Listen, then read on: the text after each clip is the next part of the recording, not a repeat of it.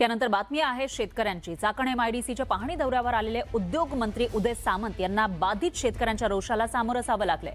जमीन आणि घरांवर अन्याय झाल्यास आत्महत्या करू असा इशारा दत्तात्रय बोत्रे या शेतकऱ्यानं दिला।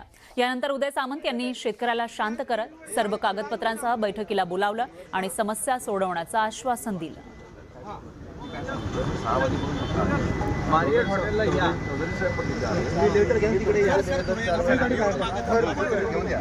धन्यवाद साहेब, मी नक्की 100%।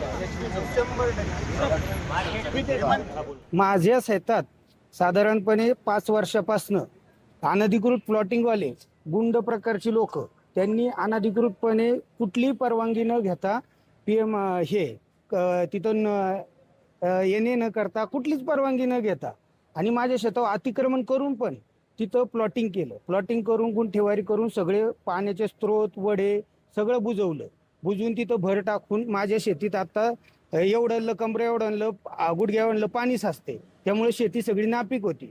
त्या संदर्भात मी PMRDA तहसील प्रांत कलेक्टर म्हणजे तहसीलला आपल्या प्रशांत बेडसे साहेब आहे, दोंदे साहेब प्रांत आहे, परत कलेक्टर साहेब जुडी साहेब कलेक्टर आहे, विभागीय आयुक्त चंद्रकांत पुंडलवारे या सगळ्यांना 1-2 सोडून 50 सोडून 100 वेळा निवेदनं दिली। कुठलेही काहीच हे होत नाही, फक्त आश्वासने येतात, मला लेटर येतात, हा पुढे दिले कारवाई होईल, पुढे दिले कारवाई होईल, कारवाई होत नाहीये।